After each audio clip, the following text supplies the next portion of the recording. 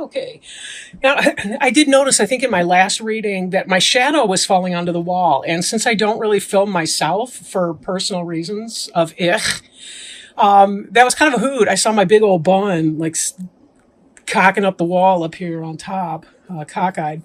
Anyhow, that's as close to an image of me as you're going to get, other than possibly the thumbnail. I think the thumbnail I changed to a picture, but anyway, whatever. So what's at the bottom of the deck is the Nine of Imps in the reverse. And this is the Nine of Wands in other decks, which is about success in a battle, but kind of feeling like a wounded warrior. Like you've been through the steps and all the rest of that. But it's kind of a time where the battle's over. You've kind of got this wall of protection behind you, but it's also symbolic of the wall internally. In the reverse position, the Nine of Imps can be about the struggle still going on for you. So there may be issues where you still haven't quite yet come to that resolution. But know that the Nine of Imps is a successful card in the upright. So it may just be that energy is delayed for you. Sometimes, though, we do tend to put walls around ourselves, walls around our heart, walls around our mind.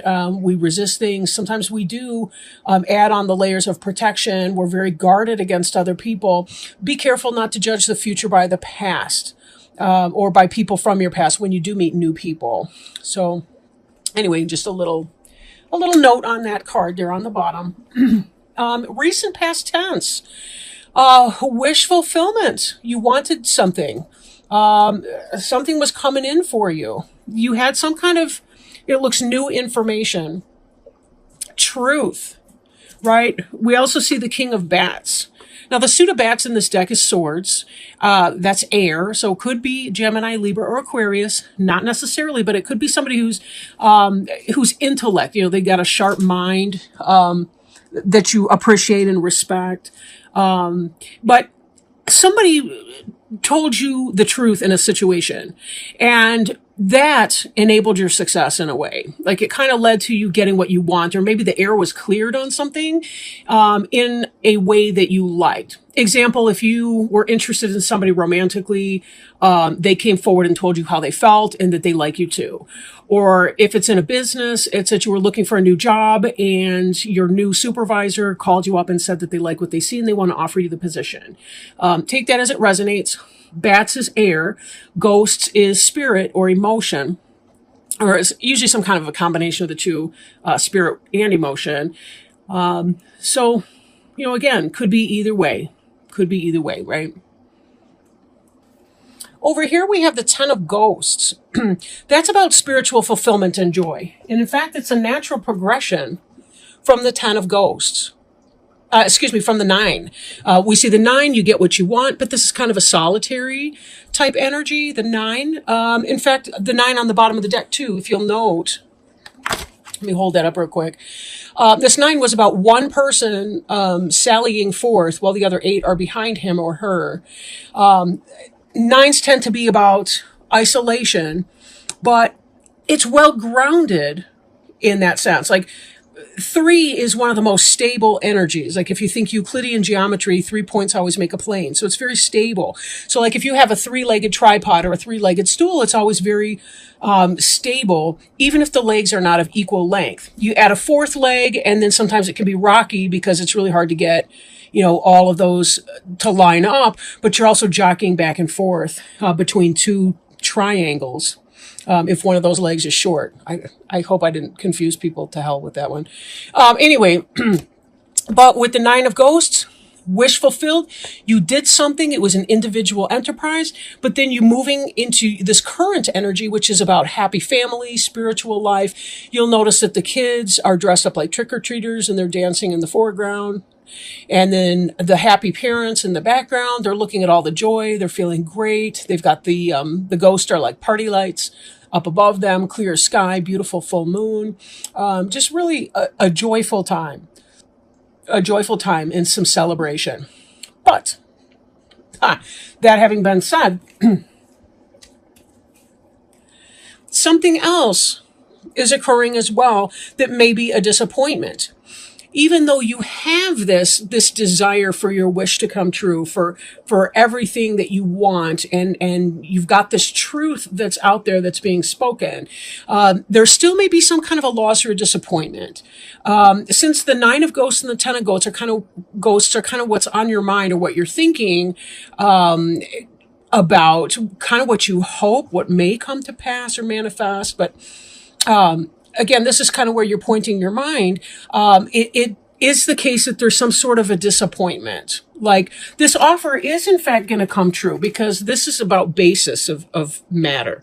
This happened, but I'm thinking that it might not have been all that you were hoping for with the Ten of Ghosts, but there might be a little bit of a disappointment in here. Part of you're experiencing the joy that you were wishing for here.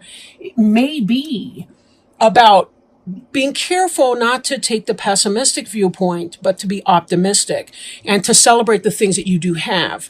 Like in this, we've got the pumpkin person here is looking at the bucket that's spilled over and the water's pouring out of it. Excuse me. But there's another bucket over here behind his leg. So it could be that you're looking at the loss and not the gain. The job is offered to you, but you were hoping to get more pay. Or maybe you didn't get the hours that you wanted, even though overall it was a good thing. This is kind of a cup is half full, half empty kind of mentality. You get to choose though, right? I can control what I think, say, and do. And that goes for every person. There may be exceptions where people have serious mental illness or mental retardation or some sort of thing, developmental delay. But in the case of the typical, I want to say the statistical normative, most of us do have some level of choice or control over how we think or what we think about the things that we perceive. We need to turn our focus away from the loss here. That's not to say that we don't process our emotions over the disappointment. We do need to do that, because there is a point too where we kind of abandon ourselves when we don't allow ourselves to acknowledge our disappointments or our hurts or our emotional pain. But once that is processed, then it's time to really to turn your attention to what is there and to have your gratitude. Always in life, it's about a balance. It's always that balance between the negative and the positive. And we need the negative in part to help us understand the things that are positive. If you didn't know disappointment and loss, you may not be in tune with what it is that you actually do want to have happen. Okay? Now, here we have the Three of Imps card. The Three of Imps in the reverse. In the upright position, this is about waiting for your ships to come in. Like, you've done the work, whatever that is for you, to put it out there. In this, it could be that your ships are delayed. They haven't launched yet. They haven't set to sea. You're still maybe gathering the material. They're still loading the ships. You're still trying to figure out, to extend this metaphor, who your shippers are going to be, right? Before you can move your merchandise forward to your new horizon, and get going on that. But it can also be about a struggle with a partnership and collaboration. For example, the one person's got this branchy leaf over here and the other two have torches. It could be that you may not be seeing eye to eye with somebody. But typically this card does indicate that there may be a delaying of something that you hope to come forward. Example, maybe you were hoping that with this job you would have everything and all the things that you wanted, including a happy relationship with somebody and all the rest, but you're finding that there may be difficulties here. For some of you, if it's about a relationship, it could be that the kids aren't as excited about your new love affair as you and your new partner are. If it's a business relationship, again, it could be that you don't get the hours you want, or maybe the pay's not exactly where you hope it will be. Something like that. But there is a sense of you waiting for what it is that you want. You're waiting to get to the 10. You're hoping for the 10 and you're waiting to get there. You're not quite there just yet. Now, in the future tense, what's on your mind or going to be on your mind is more of the disappointment focus. Okay. This is kind of about being left out in the cold on the one hand. On the other, you'll notice that this trick-or-treater, the bigger one, is holding the hand of the child, hurrying through the snow, that the kid has lost his or her trick-or-treat candy, but the bigger kid doesn't even notice and keeps dragging the kid along. The kid can't even stop and collect his candy back. So there's a sense of loss and disappointment, which kind of ties us back in with this 5 of ghosts. 5 is about transition and change, and a lot of times it's about the first part of a change, which is the death. Right? A lot of times we have to clear symbolically, right? Through a metaphorical or symbolic death, we have to clear something away before we're ready to make space for the new. In so doing, there's that feeling of disappointment which comes through. This card here is at the center of your reading. It's that disappointment. What's in your future on your mind is the disappointment. How long this disappointment lasts has everything to do with how you allow yourself to feel that disappointment and to process that. But once you're done with it, don't live in that energy. You have to clear it and move on. How you clear it is unique to you, but it could be meditation, bubble baths, physical exercise, continuing your job search, maybe starting the new job, but then, moving on like that, or just working through, pushing through the discomfort until you get to the exciting part of the change, which is where you can either learn to accept what's lacking, or you can find a new way to bring yourself to the point that you have what's lacking, that your ships do in fact come in. This in the reverse implies a delay in the energy, not a no way in the energy. Okay, so remember, it's a delay, not a no way. And then also moving forward, we see 4 of bats in the reverse. And that could be about, maybe the universe is trying to tell you, you do need to meditate and find your center in your calm place, in your patience place. And patience can be really, really tough for any of us, really. But this is that sense of going within and restoring yourself. And if you're not allowing yourself time and space to do that, that can negatively impact your moods and your sense of disappointment and all the rest. So be sure you make space for that. Now, the Knight of Bats in the upright can be about fast-moving energy, fast in information coming in, intellectual stuff, rapid change. But in the reverse, it can indicate a slowing or a delay to that, which, again, we're seeing this delay played out with your 3 of Imps in reverse as well. You have some truth, some knowledge that's been coming in. You know something for a fact. And yet there's an unrest internally with you, Aquarius, as you're trying to wait for this thing to happen. And it just doesn't seem to be doing that. Now, for some of you, this Knight of Bats could be immature energy, backstabbing, spying type energy. Like, how people spy on you in your social media and this and that.